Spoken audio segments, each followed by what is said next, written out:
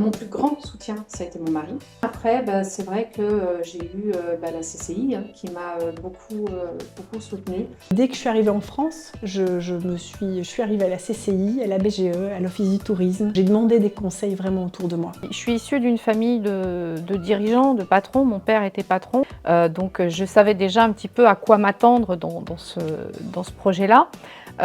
Et les supports, les soutiens, j'ai été les chercher donc, avec des coachs. Donc tout ça, ça permet aussi de réfléchir à son projet beaucoup plus en profondeur. Oui, par les mêmes que je viens de citer. Et j'ai vraiment trouvé que c'était très cohérent comme aide, avec plein de trucs et astuces, parce que venant d'un autre pays, je ne connaissais pas forcément tout ça. Alors quand j'ai créé mon entreprise au tout début, donc c'était en 2006, il n'y avait pas toutes les offres d'accompagnement qui existaient. Et quand mon entreprise a évolué, elle existait déjà, donc j'avais plus accès aux aides existantes. Par contre, grâce à quelque chose que les entrepreneurs ne connaissent pas, c'est les fonds de formation, comme l'OPCO par exemple, j'ai pu bénéficier de fonds de formation pour justement travailler ma communication, me faire accompagner sur la stratégie. Et puis, moi, j'ai choisi un statut qui n'existe plus aujourd'hui, qui est l'EIRL. Ce qui m'a imposé d'être accompagnée par un expert comptable, et pour moi c'est un des meilleurs choix que j'ai fait. Oui, je me suis fait accompagner parce que j'ai trouvé quand même difficile ce passage, cette reconversion. À 47 ans, ça me faisait très peur. Donc dans un premier temps, Pôle emploi m'avait mis en relation avec BGE qui m'ont accompagnée. Ensuite, j'ai été accompagnée par la CCI. Alors ça, c'est une grande question parce qu'en fait, je travaille sur place.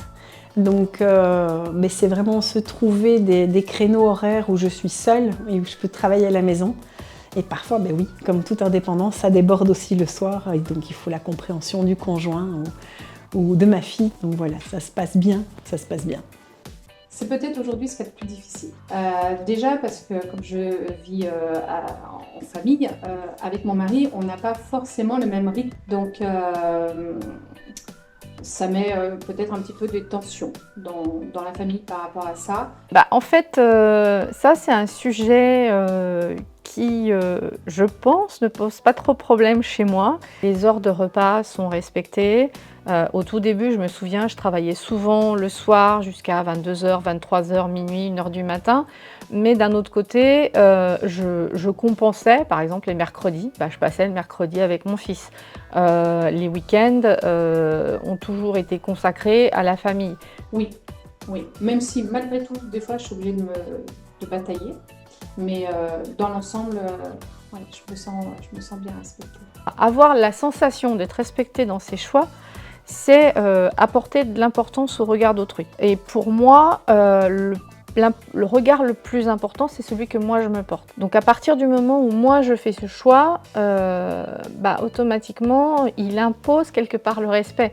Oui, je me sens respectée. De temps en temps, il faut remettre des balises entre la vie familiale et le côté pro et entrepreneur. Donc c'est vraiment un chemin, c'est réajuster très souvent en fait.